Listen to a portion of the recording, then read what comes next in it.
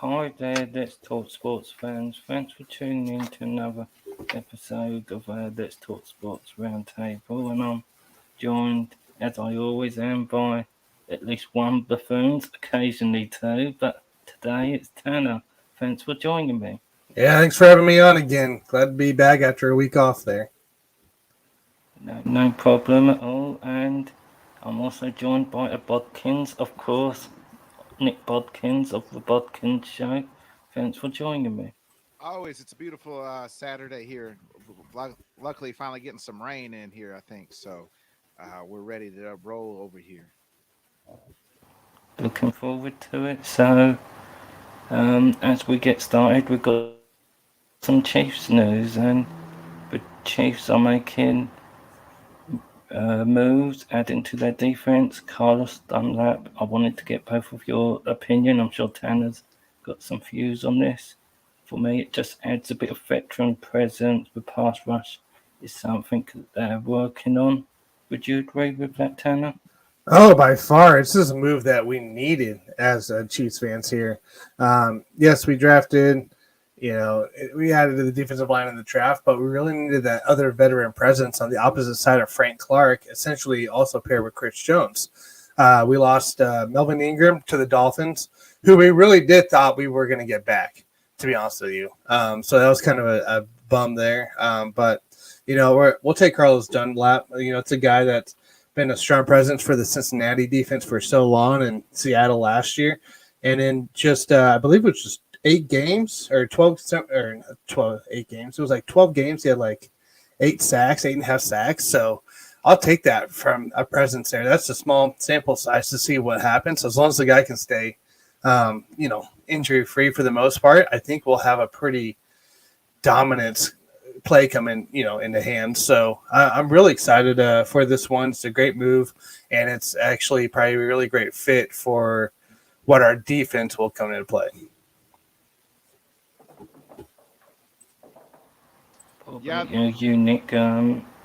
What's your views on the signing? yeah, it's a move that the Chiefs need to make. Anytime you can add a veteran guy like Carlos Dunlap to your team is always a veteran presence. I mean, his numbers aren't the greatest the last few years. I mean, did play in Seattle last year. Uh, still had 8.5 sacks. Still had 24 tackles. So anytime you're adding those type of numbers, it's gonna be a little bit better now because he's gonna take some of that. Have Clark and everybody else to take some pressure off of him, or so he's not gonna be the sole purpose like he once was in Cincinnati. But it's still incredible defensive player. Adds a good defensive presence. I mean, another guy that I thought the Chiefs might have got was to bring back D Ford, who was just cut from the 49ers, but obviously that Tanner's shaking his head no more. No. No on that one. But I mean, it was just another good defensive presence here for the Chiefs to add a guy that they need. The defense is still, is the weaker side of the two sides of the football. So to add Dunlap, he's trying to catch a ring here before at the end of his career. So I like the fit for both sides. He's a good veteran guy. He's trying to play in meaningful games. So I like it for both sides here. I agree. So just going to default there. I'm guessing that's a definite no-no. Could you see them adding him as well, even with that injury history? No, that's the whole reason in a way, we got rid of him outside of, of the being offside. So it's just his back injury just lingers in, and you saw it in San Francisco where it just continued on. It's just a guy that's not going to be able to be on the field. He's effective when he is, which is great, but we're not needing a guy at that position right now to just be on the field for part of the time. So I don't think it's going to work, and plus I think he's going to still want too much money because he has been productive when he's on their field, but when he's not, man, it's a killer for all teams. AKA why you saw San Francisco also release him recently. The best ability is availability. Yep, it's not a lot. I agree. So we've got some Packers topic to discuss. Everybody knows their receiver depth, and it's only got worse this week. Kadarius Toney is a player what could be moved. If he was on the trade block and the Packers took a flyer on him, would you be happy with them adding him, Bodkins? Dan, I'd be happy with anybody at wide receiver to add anybody. I mean, go get anybody right now. That's who I'd be happy with. Would I be happy with Kadarius Toney? Extremely happy. He seems like a little bit of a knucklehead at times, and he's had some off the field in locker room problems. But I'll tack that up to the culture in New York, especially with Joe Judge last year, and some of that, and the not having a veteran quarterback. I think he comes if Green Bay made a trade for him. He was a first round pick 2 years ago, so I would assume the Giants would probably want a first back or maybe a second. Would I give up a second for Kadarius Toney? Absolutely. I think having a guy like Aaron Rodgers to teach him the ways, a guy like Randall Cobb, who's also a veteran, can teach him how to be a professional football. The guy's extremely talented, and outside of maybe Devontae Adams, he'd probably be the most talented wide receiver that Aaron Rodgers has ever thrown the ball to, talent-wise. Because he's fast. I mean, everybody raves about this guy and his athletic ability. He might even be more athletically than Devontae was or even is. And you're not going to be paying him a whole lot. Like Kadarius Toney's on a rookie contract, so you'd have him. If you trade for him right now, you'd get 4 years plus a couple options in there as well. So why not, right? Like, why not? If the Giants are getting ready to, if the Giants are willing to trade for him or trade him. But if I'm the Packers, I'm all in on somebody like Kadarius Toney, a good young potential, a lot of potential. And if he doesn't pan out, then guess what? You cut him and he's probably done in the league because that's 2 teams. But I think the culture would be a great fit for him in Green Bay. The veteran quarterback, the veteran receivers in the room would help him out tremendously. Why not? And if you're winning cures all wounds, and that would, he'd have a chance, his best chance to win in Green Bay that he didn't have last year in New York. Yeah, no, I would love to see this move happen, but this is not a Packers move that I think will happen because it's not a Packers thing to do. Is to go out and go trade out for a young wide receiver like Toney. The Packers thing to do is to draft him and then try to build him up. It's exactly what the Packers have always done. I would love to. I think it would be a move for mutual between both parties, really, but I just don't see it happening on that. I think they're going to wait out the walk-ins and Watson situation there on the injury half, and just deal with some of the young guys that they come out. I think they just signed Isaiah Hemmings as well, or Ishmael Hyman. Sorry. So they're going to sign these young guys too. These nobodies that we've never heard of happening to play. So, right move, yes. Will it happen? No. Unfortunately, it's not a move that's probably going to happen. But no. I mean, they've had everybody's talking about at camp that the receiver that they just drafted in the 7th round, not Christian Watson, obviously. I don't even know if he's touched the field yet. He hasn't. But, I mean, imagine that. He fits perfectly right in with everybody else, with Alan Lazard and everybody else. But the 7th round pick that everybody's been high on, I'd have to look up his name that they are high on. Everybody's talking great about him as far as like a guy that can be trusted. Already 7th round, Samari Torrey. Yeah, I think that's it. Is that it? No, that's not it. Yeah, it is. No, that's not it. Hold on 1 second here. What did you take me, Packers website? I was looking at their wide receiver, Randall Cobb, Amari. Yes, Amari Torrey. Is that it? Yeah, I think so. That's what it sounds like.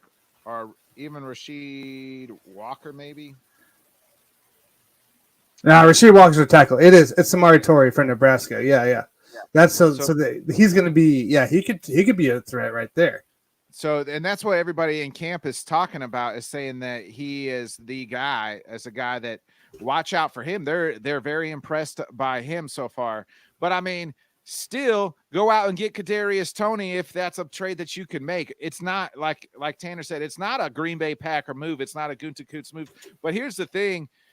I like it better than going to get a more veteran guy that's going to be costly when you can get Kadarius Toney at a cheaper cost as far as money and the cap is concerned. So why not go get him and see what he can bring to the team? Because and then you have him. You could grow a great 3 wide receiver with Watson, Katoni, and the other guy we just mentioned. So why not? I mean, what are we waiting for here, Gutekunst? The window is closing fast, so he needs to make the move if we're going to do it. But I don't think it's going to happen. But I'd love for it to happen. We already saw Julio Jones leave free agency to go down to Tampa. Allegedly, he was talking with the Packers. I mean, there's still like Will Fuller out there and a couple of those guys. I'd rather have Kadarius Toney more than Will Fuller because Will Fuller, I mean, while he just fits right into our injury wide receiver plagued room, I mean, rotation list. Yes. Yeah. We can have everybody for 3 games and then, but they'll never all be on the field at the same time. And we'll just be like, hey, if everybody was healthy, we would have been great. And that'll just be our line that we use for when we crumble in the postseason again. Yeah, I agree. So, and another plus point is if it is the bright lights of New York, possibly it's a better fit with where you're situated. I don't know. That would also be a plus point, I would say. Yeah, I don't. I think a lot of it was just a little bit of the locker room stuff and coaching, and which I mean, you get into that New York Giant room, and they'll all tell you that Joe Judge was just kind of a bit of a butthead. I mean, that's just kind of he was Bill wanted to be Bill Belichick without the Bill Belichick credentials. There's a reason Bill Belichick can do what he does because he has 6 rings. So, and most players now will tell you, veterans will go to that Patriot locker room and tell you that Bill has softened than he was a couple years ago because he's had to evolve and change with the players. And Joe Judge, I don't think he really knew what he was doing. He was over his head there, and New York just thought they were going to get the Bill Belichick disciple, which has a track record of not being so good. Yeah, I agree. So moving to NBA, I wanted to discuss the Celtics and where do they fall in the pecking order and each will they have the success they did this year, or do you think other teams will be higher up that weren't this year? If we start with you, Tanner.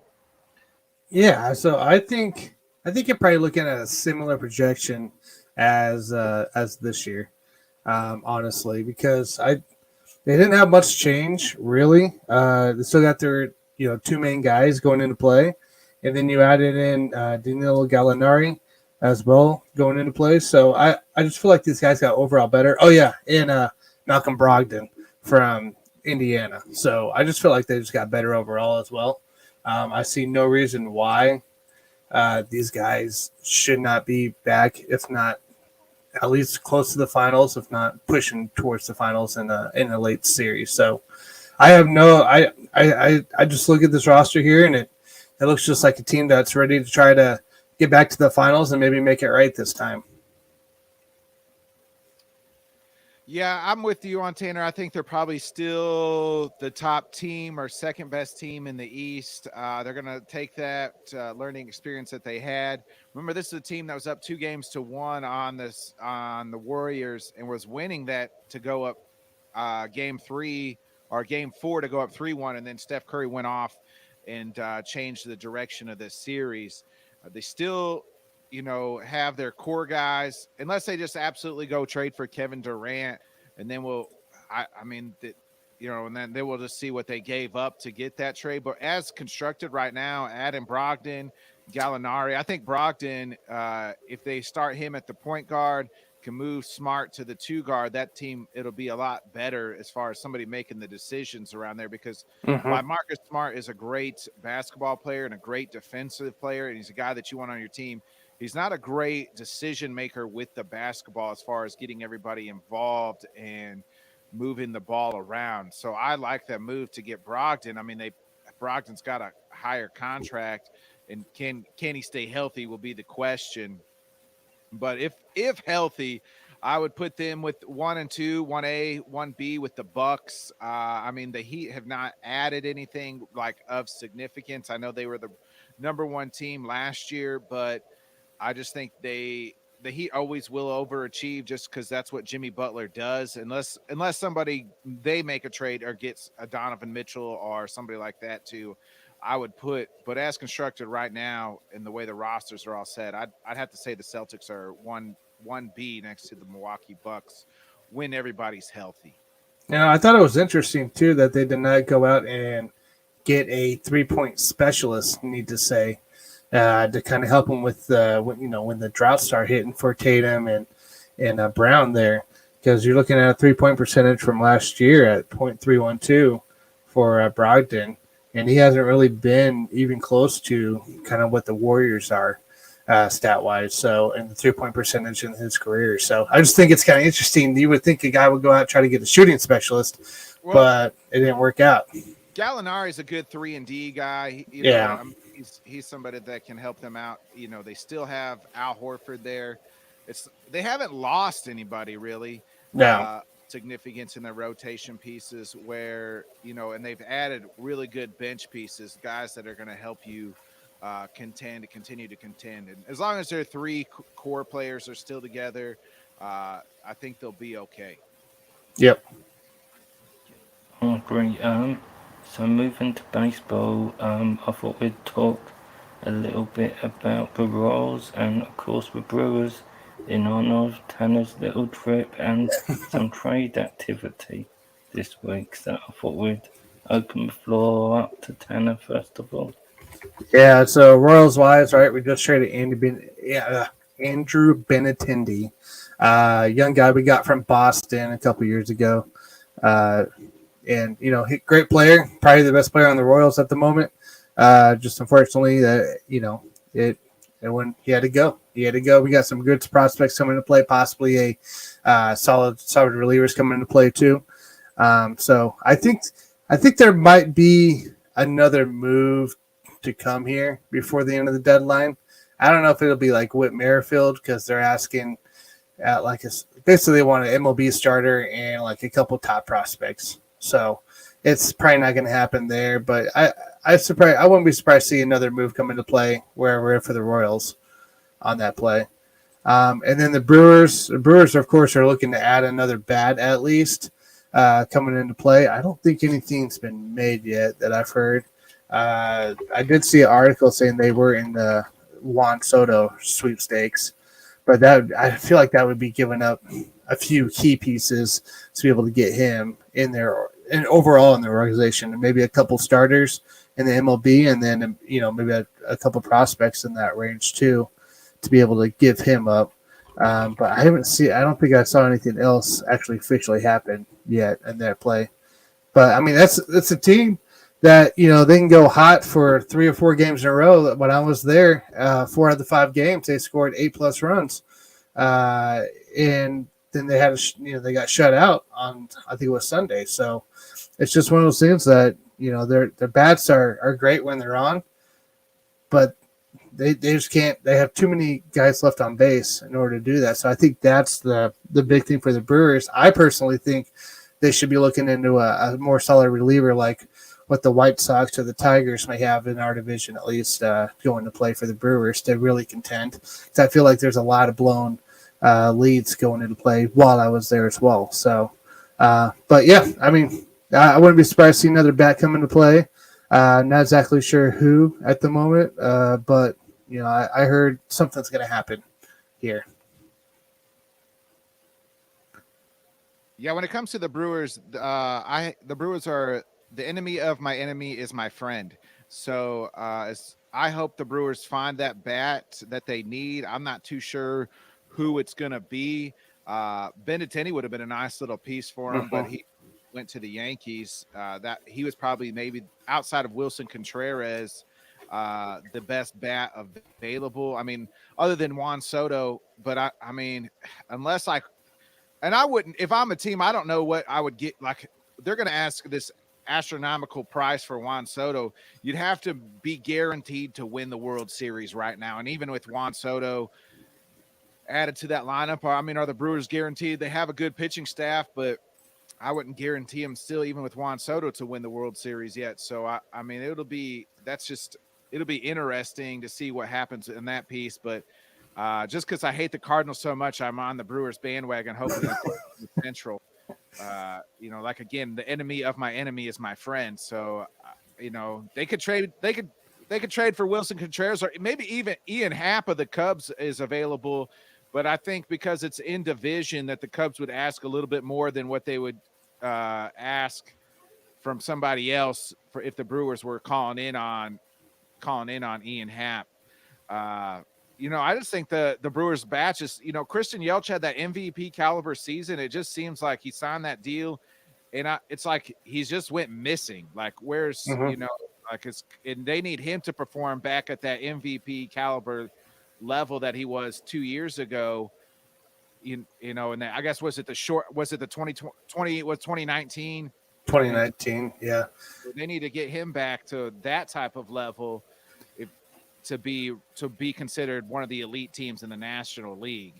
Yeah, no, I know Christian Yelich, so he's batting leadoff currently for them, which is kind of interesting spot, but I think it's just to try to get him going and get him early on, because he actually really is on pace for definitely a better year than he had last year, because last year was a big downfall. So this year he's on a much better pace from what I've seen. So it's not what we saw MVP caliber season yet, but I agree. He has to continue to be effective at the plate, especially with runners on scoring position, and not let the lobs up when it's time to come to play. I mean, you're paying him to be your best player. You know what I mean? Your best player in the lineup. The Brewers are. So he needs to perform at that level. And I know that's tough to say or tough to do, but I mean, that's what you're getting paid to be. You're getting paid to be the best player on your team. They invested that time and money in you, and they haven't got that investment back on him. Correct. Yeah. Can be interesting how active they are leading up to trade deadline. So that just about wraps up the episode, other than one more thing. What both of you have got coming up. So, Nick, what have you got coming up over the next week? Yeah, before we went off, I was just going to say, I was just going to ask you all about the Luis Castillo trade that happened last night from the Reds to the Mariners. I thought that was a huge deal for the Mariners. 20-plus year drought here in the playoffs. I mean, they went out and got the best pitcher available that was going to be on the market. So I'm all on board for the Mariners too. I mean, we haven't seen them in the playoffs in 20 years. So it looks like you always wonder if they're going to buy in, and it looks like they're buying in. Yeah, it's a team too that doesn't like to build up payroll, right? So that's a perfect move for them. Fits in right inside their right salary window there, and and once again you see the Reds dumping off players to whatever, try to do what they're doing over there. So, but yeah, no, it's perfect for the Mariners right now. It's exactly what they needed. Some more pitching. Julio Rodriguez is looking good, kind of banged up a little bit, even during the All-Star break, but I have a feeling that was a move that those guys needed to make, especially with Houston sitting there in their division. So big props to them. Yep, I agree.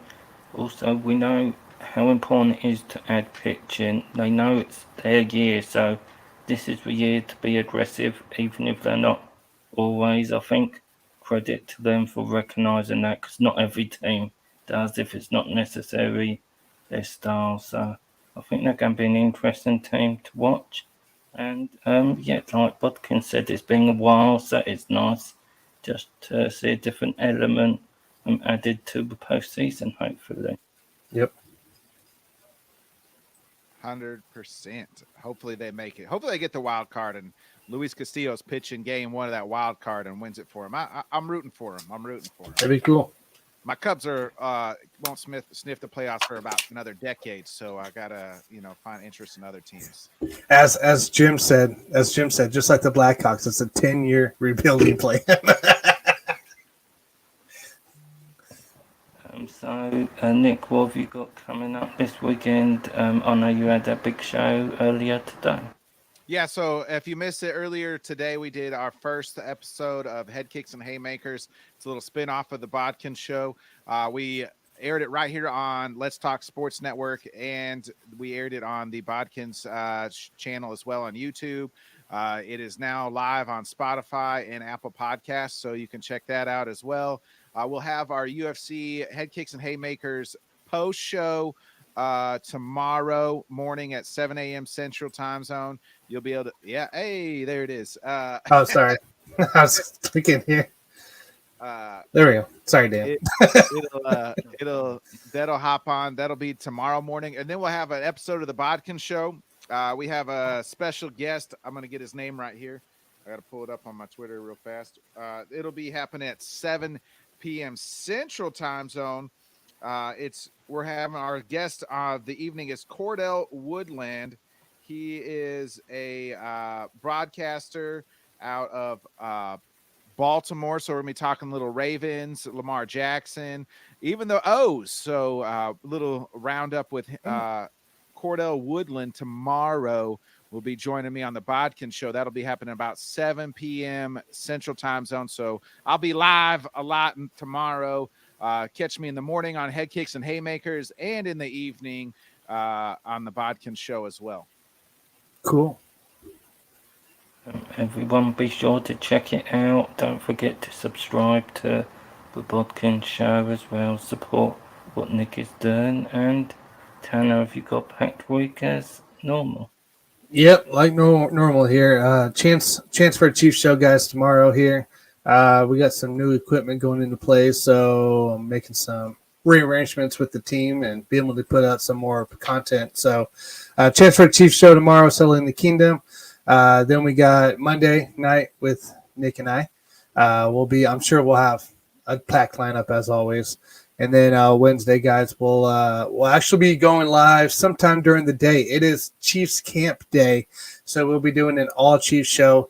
It might in turn not even be a Sports Buffoon show. It might be more of a Settling the Kingdom segment since we're going to talk all Chiefs. And then we'll be back here next Saturday. Yeah.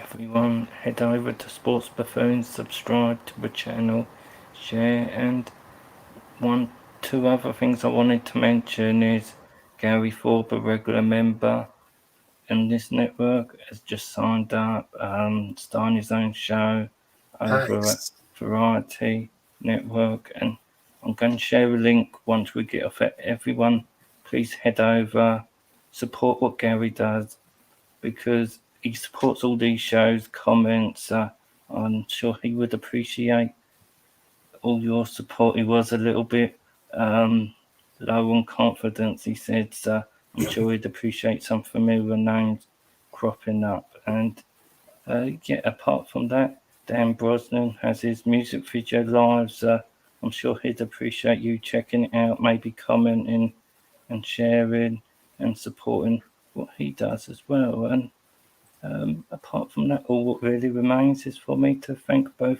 Nick and Tanner for joining me today. Always welcome. Always, Dan. Thank you to everyone for joining us, and we'll be back next Saturday. And until then, let's talk sport, fans. Thanks for watching. See you guys.